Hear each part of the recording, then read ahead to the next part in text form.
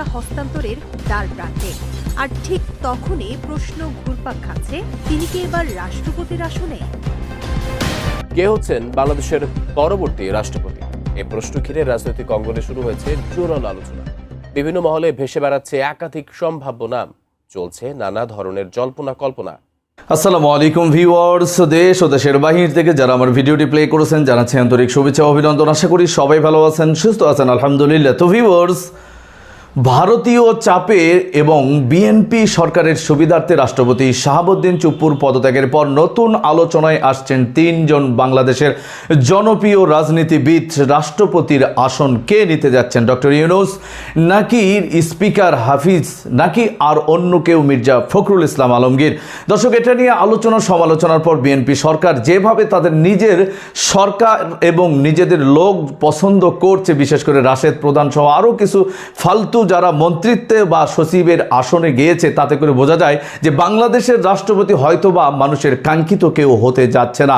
এটা বিএনপি সরকারের পূর্ব এক অভ্যস্ততা। দর্শক, আমরা এই মুহূর্তে সরাসরি জানবো, যত আলোচনাই হোক, যে কে হচ্ছে বাংলাদেশের নতুন রাষ্ট্রপতি। সম্ভাব্যভাবে শপথ গ্রহণ করতে যাচ্ছেন ডক্টর মোহাম্মদ ইউনূস। আসুন আমরা বিস্তারিত আপডেট জানবো রিপোর্টে। সো ভিডিওতে যাওয়ার আগে ছোট রিকোয়েস্ট করবো, যারা চ্যানেলটি সাবস্ক্রাইব করেননি, সকল আপডেট সবার আগে জানতে অবশ্যই চ্যানেলটি সাবস্ক্রাইব করে পাশে রাখবেন। দর্শক, আসুন স্ক্রিনে। কে হচ্ছেন বাংলাদেশের পরবর্তী রাষ্ট্রপতি? এই প্রশ্ন ঘিরে রাজনৈতিক অঙ্গনে শুরু হয়েছে জোরালো আলোচনা। বিভিন্ন মহলে ভেসে বেড়াচ্ছে একাধিক সম্ভাব্য নাম, চলছে নানা ধরনের জল্পনা কল্পনা। তবে রাষ্ট্রপতি হওয়ার দৌড়ে কার অবস্থান সবচেয়ে শক্তিশালী আর কোন কোন নাম সবচেয়ে বেশি আলোচনায়, এ নিয়ে বিস্তারিত জানাচ্ছেন বাংলাদেশের পরবর্তী রাষ্ট্রপতি কে হচ্ছেন। সংবিধান অনুযায়ী রাষ্ট্রপতির পদ শূন্য হলে 90 দিনের মধ্যে জাতীয় সংসদকে নতুন রাষ্ট্রপতি নির্বাচন করতে হবে। সে অনুযায়ী আগামী 24 অক্টোবরের মধ্যেই নতুন রাষ্ট্রপতি নির্বাচনের প্রক্রিয়া সম্পূর্ণ হবে বলে জানিয়েছেন আইনমন্ত্রী মোহাম্মদ আসাদুজ্জামান। এরই মধ্যে রাজনৈতিক অঙ্গনে জোরালো আলোচনা শুরু হয়েছে সম্ভাব্য রাষ্ট্রপতি প্রার্থীকে ঘিরে। বিভিন্ন মহলে একাধিক নাম নিয়ে চলছে ব্যাপক জল্পনা কল্পনা। 25 জুলাই বগুড়ায় সাংবাদিকদের সঙ্গে কথা বলতে গিয়ে বিএনপি মহাসচিব মির্জা ফখরুল ইসলাম আলমগীর বলেন, রাষ্ট্রপতি পদে দলের অবস্থান নিয়ে বিএনপির জাতীয় স্থায়ী কমিটি আলোচনা করে সিদ্ধান্ত নেবে এবং সেই সিদ্ধান্তই হবে চূড়ান্ত। তবে সম্ভাব্য কোনো প্রার্থীর বিষয়ে তিনি কোনো ইঙ্গিত দেননি।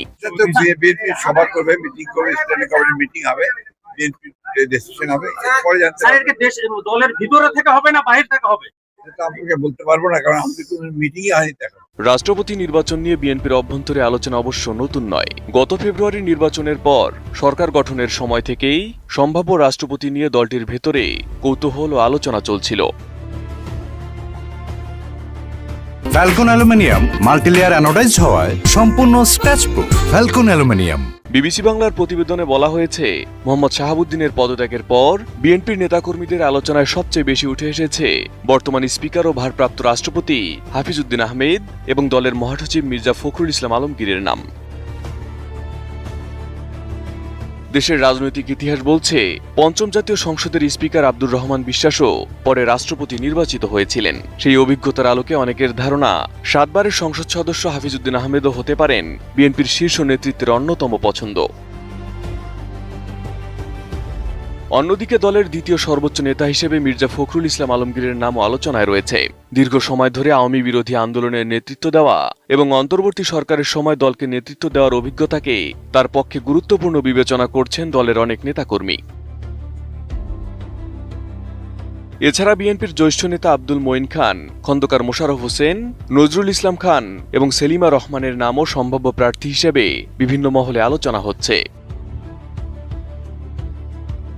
রাজনৈতিক অঙ্গনের আলোচনায় নতুন করে যোগ হয়েছে আরেকটি নাম। তিনি হলেন সম্প্রতি জাতিসংঘে বাংলাদেশের স্থায়ী প্রতিনিধি ও রাষ্ট্রদূত হিসেবে নিয়োগ পাওয়া আইরিন খান। প্রধানমন্ত্রী তারেক রহমানের আত্মীয় হওয়ায় তাকে নিয়েও নানা মহলে আলোচনা ও গুঞ্জন রয়েছে। আগামী 2 মাসের মধ্যে জাতীয় সংসদের অধিবেশন বসার কথা, আর সেই অধিবেশনে দেশের নতুন রাষ্ট্রপতি নির্বাচনের আনুষ্ঠানিক প্রক্রিয়া সম্পন্ন হওয়ার সম্ভাবনা রয়েছে। এখন সবার নজর বিএনপির জাতীয় স্থায়ী কমিটির দিকে। শেষ পর্যন্ত দলটি কাকে রাষ্ট্রপতি পদে মনোনয়ন দেয় আর কে হচ্ছেন বাংলাদেশের 23তম রাষ্ট্রপতি, সেই উত্তর মিলবে খুব শিগগিরই। ডাক্তার মোহাম্মদ ইউনূসকে হলে বেশি ভালো হয়, কারণ সে একটা ইন্টারন্যাশনাল ফেস এবং তার ইন্টারন্যাশনাল বিশ্বে একটা গ্রহণযোগ্যতা আছে।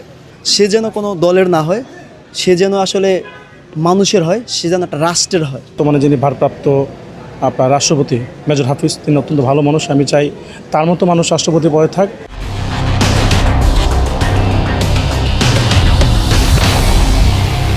বিএনপি সরকার যাকে রাষ্ট্রপতি হিসেবে সিলেক্ট করবে এটা সরকারের একান্ত ব্যক্তিগত ব্যাপার। আসলে আমরা একজন রাষ্ট্র সংগ্রাম ফোরামের আমরা একটা নন পলিটিক্যাল অর্গানাইজেশন। আমরা চাই একজন সৎ, দেশপ্রেমিক এবং সম্পূর্ণ 100% খাঁটি বাংলাদেশপন্থী একজন মানুষকে বিএনপি সরকার জনাব তারেক রহমান আমরা তার কাছে আমরা দাবি করব যেন একজন সৎ ব্যক্তিকে রাষ্ট্রপতি হিসেবে দেয়। এটা তো একমাত্র সরকারের ব্যক্তিগত ব্যাপার, এটা আমরা আসলে মন্তব্য করতে চাই না এই বিষয়ে। স্পিকার যিনি এখন ভারপ্রাপ্ত রাষ্ট্রপতি হিসেবে দায়িত্ব পালন করছেন, উনি একজন জনপ্রিয় ব্যক্তি, ওনাকেও দিলে হয়। আর আমরা বিশেষ করে একটা নন পলিটিক্যাল অর্গানাইজেশনের জায়গায় সাধারণ মানুষ হিসেবে চিন্তা করি যে অন্তর্বর্তীকালীন সরকারের যে প্রধান উপদেষ্টা ডক্টর মোহাম্মদ ইউনূস, ইন্টারন্যাশনালি তার একটা গ্রহণযোগ্যতা আছে এবং একমাত্র ভারত এবং শেখ হাসিনার সাথে যদি কম্প্রোমাইজ না করতে চাই তাহলে আমাদের ব্যক্তিগত মতামত যে ডক্টর মোহাম্মদ ইউনূসকে হলেই বেশি ভালো হয়। এটা দেশের জন্য আর কি ভালো হবে, কারণ সে একটা ইন্টারন্যাশনাল ফেস এবং তার ইন্টারন্যাশনাল বিশ্বে একটা গ্রহণযোগ্যতা আছে। যারা রাষ্ট্রের প্রয়োজনে নিজেকে রাষ্ট্রের কাজে বিলিয়ে দিবে, বাংলাদেশের মানুষের পক্ষ হয়ে কাজ করবে, ন্যায় ও ইনসাফের পক্ষে কাজ করবে, যারা নিজেদের দলের স্বার্থের জন্য কাজ করবে না, দেশের মানুষের জন্য কাজ করবে, তাদেরকে আমরা রাষ্ট্রপতি হিসেবে চাই। আর যারা অত্যাচারিত, নির্যাতিত এবং বাংলাদেশকে পরিচালনা করতে পারবে, ভালো এডুকেটেড পারসন এবং বাংলাদেশকে বিশ্বের দরবারে রিপ্রেজেন্ট করতে পারবে, এমন কাউকে আমরা রাষ্ট্রপতি চাই। দর্শক, স্ক্রিনে আমরা সে সম্পর্কে বিস্তারিত জানাম। এই বিষয়ে আপনাদের মতামত কমেন্টে জানাবেন। কেউ ভিডিওটি স্কিপ করবেন না। রাষ্ট্রপতি শাহাবুদ্দিন চুপ্পু পদত্যাগ করে বাংলাদেশ থেকে এখন অন্য কোনো দেশে যাওয়ার এক মহা প্ল্যান করেছেন। যেই নির্দেশনা, ডেডিকেশনগুলো আসছে ভারত থেকে সরাসরি শেখ হাসিনার মাধ্যমে ফোন আলাপে। কি রয়েছে এই ফোন আলাপের রহস্যে, বিস্তারিত আরো জানবো রিপোর্টে। এটা যে বাংলাদেশে কোনো অঘটন বা 111 ঘটাতে হলে দুইজন লোক লাগে, রাষ্ট্রপতি এবং সেনাপ্রধান। এই দুইজনে মিলে এটা করতে পারে। এখন রাষ্ট্রপতি নাই, এখন সেনাপ্রধান চাইলেও পারবেন না। সেনাপ্রধানের সামনে একমাত্র উপায় এখন, যদি, আমি বলছি না যে এটা করবেন, অবশ্যই তিনি অনেক লাইনে এসেছেন আমি বিশ্বাস করি। আমাদের ওয়াকারুজ্জামান, তিনি সেই হাসিনা অ্যাপয়েন্টেড ওয়াকারুজ্জামান নেই, তিনি বাংলাদেশপন্থী ওয়াকারুজ্জামান। আমরা এটা বিশ্বাস করতে চাই। সন্দেহ সংশয় নিয়ে যাই বলি, এটা যাতে তার উপর একটা চাপ সৃষ্টি হয়, মনস্তাত্ত্বিকভাবে তিনি বাংলাদেশপন্থী হয়ে থাকেন, এই উদ্দেশ্যে আমরা আলোচনাগুলো করি। আমাদের আলোচনা তারা শুনেন, অনেকে যোগাযোগ করেন, আমরা রেসপেক্ট করেই বলছি। দুইজন লোক লাগে, সেনাপ্রধান এবং রাষ্ট্রপতি। এই দুইজন ছাড়া কোনো অঘটন ঘটাতে পারেন না, এমার্জেন্সিও ডিক্লেয়ার করতে পারেন না, এই দুইজনেই করতে হয়। আর একটা উপায়, সেটা হচ্ছে মার্শাল ল ডিক্লেয়ার করা, সরাসরি কু ঘটানো। কারণ বাংলাদেশে এই বাস্তবতা নাই। সেই 80-র দশকে 2-একটা কু ঘটেছে, এরপরে সারা পৃথিবীতেও এরকম কোথাও কিন্তু এরকম কু ঘটে না। গণঅভ্যুত্থান ঘটে অথবা 111 ঘটে, পর্দার অন্তরালে খেলে, সরাসরি সেনাবাহিনী ট্যাঙ্ক টুঙ্ক নিয়ে গভীর রাতে রেডিও স্টেশন, টিভি স্টেশন দখল করে। ওই যুগ এখন আর নাই। জনগণ ওই সেনাবাহিনীর ট্যাঙ্কের যে নাট বল্টু আছে ওগুলো খুলে নিয়ে ধোলাই খালে বিক্রি করবে যদি এরকম ট্যাঙ্ক নিয়ে কু ঘটাতে যায়।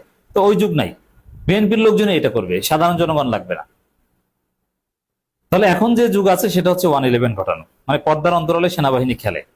যেমনটা আমাদের জুলাই বিপ্লবী সেনাবাহিনী গুরুত্বপূর্ণ রোল প্লে করেছিল, যেমনটা মইনু আহমেদ 111 ঘটিয়েছিল এবং 111 সরকার চালিয়েছিল। এইটা সম্ভব। তো সেই জায়গায় এটা ঘটাবে কাকে নিয়ে? চুপ্পু তো নাই। এখন সেনাপ্রধান যদি এরকম কিছু করতে চায়, 111 ঘটাতে চায়, মেজর হাফিজ কি তাতে রাজি হবেন? নেভার। তো এই জন্য বিএনপির জন্য একটা স্বস্তির খবর। অ্যাট দি সেম টাইম, যেহেতু যে যুক্তিতে চুপ্পুকে নিয়ে ভয় ছিল, ওই যুক্তিতে সেনাপ্রধানকে নিয়ে ভয় আছে। এবার আসেন যে শাহাবুদ্দিন চুপ্পুকে সেফ এক্সিট দেবে কিনা। না দেওয়ার সম্ভাবনা আছে, তাকে বাংলাদেশি থাকতে, তবে তার গ্রেপ্তার অ্যাজ ইউজুয়াল অন্য 10 জন ব্যক্তির মতো হবে না। আর বিএনপির ইতিহাসে আছে রাষ্ট্রপতির বিচার করা। জিয়াউর রহমান এসে খন্দকার মোশতাকের বিচার করেছে, এরপরে খালেদা জিয়া ক্ষমতা এসে এরশাদের বিচার করেছে, জেলে ঢুকিয়েছে। তো এরকম জেলে ঢুকানোর ইতিহাস, রাষ্ট্রপতিকে জেলে ঢুকানোর ইতিহাস কিন্তু বিএনপির আছে। এরপরে বি চৌধুরীকে ধাওয়া দেওয়ার থেকে শুরু করে কি অঘটনটা ঘটিয়েছে, রেল লাইনের উপর থেকে দৌড়ানো, অনেক ঘটনাই আপনারা জানেন। তো বি চৌধুরীকেও কিন্তু কঠিন শাস্তি দিয়েছে। ইয়াজউদ্দিন আহমেদ, বিএনপির আরেক রাষ্ট্রপতি, তাকে রাষ্ট্রপতি পদ থেকে চলে যাওয়ার পর কোনোদিন তাকে ওন করে নাই বিএনপি। রাষ্ট্রপতিকে বিচারের আওতায় আনার ইতিহাস কিন্তু সবচেয়ে বেশি বিএনপির আছে। অতএব এটা হতে পারে। আর যদি চুপ্পুকে সেই ব্যক্তি দেওয়া হয়, তাহলে চুপ্পু বিদেশ যেই বলবে যে আমিও পদত্যাগ করিনি, আমার আম্মু শেখ হাসিনাও পদত্যাগ করেনি, তখন তো বিএনপি বেকায়দা করবে। এই কারণে তাকে সেই ব্যক্তি দিবে না সম্ভবত। আইনমন্ত্রী একটা কথা বলেছেন, সদ্যবিদায়ী রাষ্ট্রপতির বিরুদ্ধে মামলা হলে যাচাই বাছাই হবে। এটি হচ্ছে আলামত যে তার বিরুদ্ধে মামলা হতে পারে। মামলা তো এনসিপির লোকজন আরো নানান ভুক্তভোগী জামাতের লোকজন করবে, কারণ তিনি এসালমের হয়ে জামাতের বড় ক্ষতি করেছেন। অনেক ভুক্তভোগী আছে, তারা মামলা করবে, আর মামলা করলে সেটা যাচাই বাছাই করা হবে, এটা আইনমন্ত্রী বলেছেন। এটি ইঙ্গিত আলামত যে তার বিরুদ্ধে আইনি পদক্ষেপ নেওয়া হবে। দর্শক, স্ক্রিনে আমরা সে সম্পর্কে বিস্তারিত জানলাম। সো ভিডিও এই পর্যন্ত, ভালো লাগলে লাইক অ্যান্ড কমেন্ট করবেন। দেশের সকল আপডেট সবার আগে জানতে অবশ্যই চ্যানেলটি সাবস্ক্রাইব করে পাশে রাখবেন। দেখা হবে পরবর্তী ভিডিওতে ইনশাআল্লাহ। আসসালামু আলাইকুম ওয়া রাহমাতুল্লাহ।